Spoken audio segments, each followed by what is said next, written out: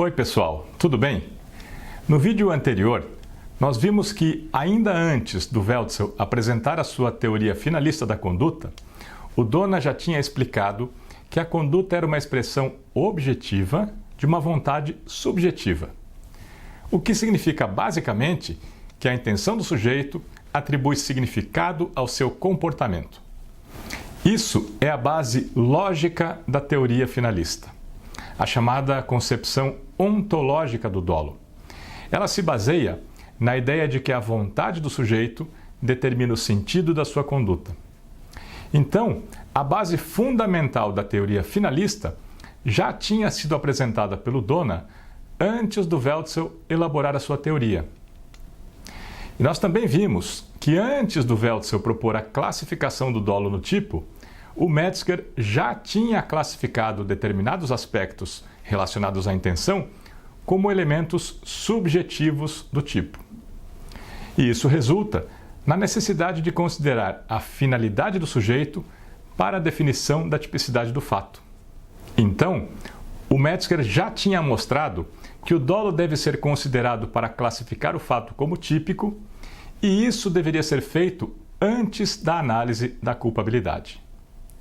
Então, o que o Weltzel fez, basicamente, foi desenvolver a base teórica da proposição do Dona, ou seja, justificar teoricamente a afirmação de que a finalidade do sujeito atribui sentido ao seu comportamento, e com base nessa concepção, ampliar a proposição do Metzger para dizer que a consideração da finalidade do sujeito não é necessária somente para definir a tipicidade dos tipos que contêm elementos subjetivos.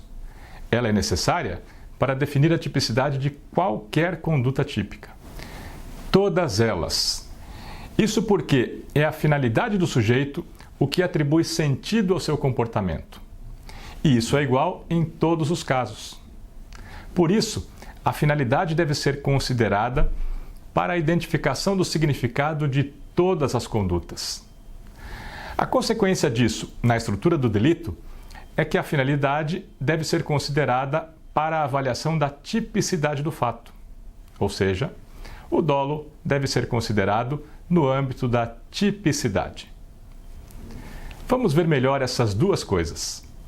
Primeiro, vamos analisar o fundamento filosófico do finalismo e depois vamos ver como ocorreu a inclusão da finalidade na conduta e, consequentemente, como ocorreu a inclusão do dolo na tipicidade. Bem, a racionalidade que orientou a estrutura do delito até o século XIX tinha uma configuração analítica. Na época, os penalistas adotavam uma racionalidade moderna, que distinguia o âmbito empírico, a chamada física, do âmbito espiritual, a chamada metafísica. E nesse âmbito não físico, eram considerados todos os conteúdos do pensamento e da vontade do homem, aquilo que não tem expressão empírica, não pode ser percebido pelos sentidos. Nessa perspectiva, a expressão objetiva do fato, que é o que se pode perceber pelos sentidos, o que se pode ver, ouvir, era considerado de forma separada do conteúdo anímico do comportamento, ou seja, separada da vontade, intenção ou finalidade do sujeito. Os aspectos subjetivos do comportamento, aqueles de conteúdo intelectual, eram analisados de forma separada das características objetivas do fato, empiricamente identificáveis. Os aspectos objetivos eram avaliados para a classificação do fato no âmbito da tipicidade, e o conteúdo anímico subjetivo era avaliado para a definição da culpabilidade. O que o Weltzel fez foi analisar a conduta mediante um paradigma filosófico diferente, um enfoque pós-moderno que critica essa separação entre aspectos objetivos e subjetivos do comportamento.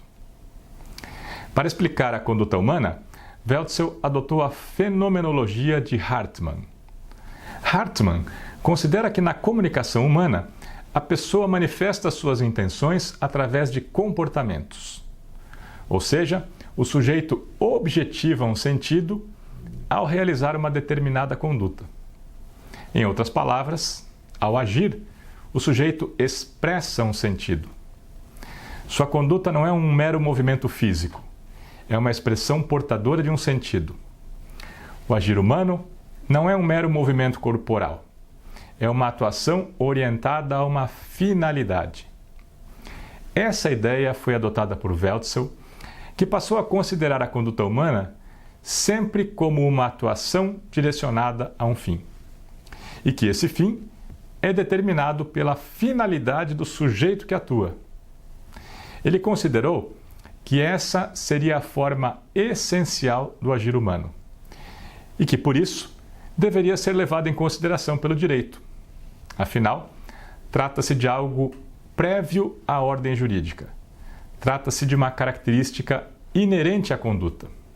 Ou, dito na terminologia que caracterizou a teoria finalista, trata-se de uma característica ontológica. Algo que pertence ao próprio ser da conduta humana. A consequência imediata dessa concepção é que a definição do significado do fato não pode ser realizada sem a consideração da finalidade do sujeito. Ou seja, sem a análise da finalidade do sujeito, a sua intenção, o seu objetivo, não é possível identificar o significado de um movimento realizado por esse sujeito. Por exemplo, se um sujeito levantar o braço, ele pode ter querido espantar um inseto, chamar a atenção de um motorista de ônibus, solicitando a sua parada, ou feito o movimento para ameaçar alguém. Esse sentido, ou o significado desse movimento, só pode ser identificado com o conhecimento da finalidade do sujeito. Por isso, para a definição da tipicidade da conduta, é sempre necessário a consideração da finalidade do sujeito, porque sem saber o que ele quer, não se sabe que conduta ele praticou. E sem saber que conduta ele praticou, não dá para definir se essa conduta é típica ou não. Logo, como a finalidade é o conteúdo volitivo do dolo, ou seja, o que o sujeito quer, esse conteúdo do dolo deve ser analisado já no âmbito da tipicidade, e não apenas depois, quando for avaliada a culpabilidade. Isso porque a análise da culpabilidade só é feita depois da definição da tipicidade. Repetindo, sem saber o que o sujeito quer, não é possível saber o significado do fato. E sem saber o significado do fato, não é possível classificá-lo como típico ou atípico. Então o dolo deve ser analisado já na tipicidade e não depois dela. É por isso que se fala que o finalismo retirou o dolo da culpabilidade e o colocou no tipo. Bem, no próximo vídeo nós vamos ver como isso aconteceu e como se alterou tanto o conteúdo da tipicidade como também o da culpabilidade, abandonando-se assim aquela divisão entre os âmbitos objetivo e subjetivo do delito.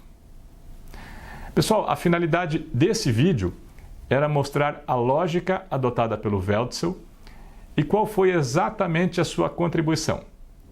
Na verdade, ele justificou e ampliou as ideias que foram desenvolvidas para os elementos subjetivos do tipo e as aplicou para todas as modalidades delitivas.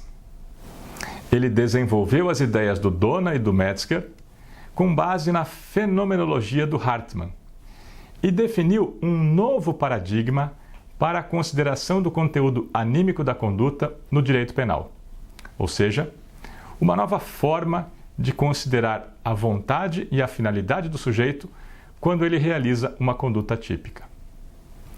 Bem, neste vídeo nós vimos como o dolo foi incluído na tipicidade. No próximo vídeo, vamos ver como se definiu o conteúdo normativo da culpabilidade e, dessa forma, como o dolo foi excluído da culpabilidade. Até o próximo vídeo.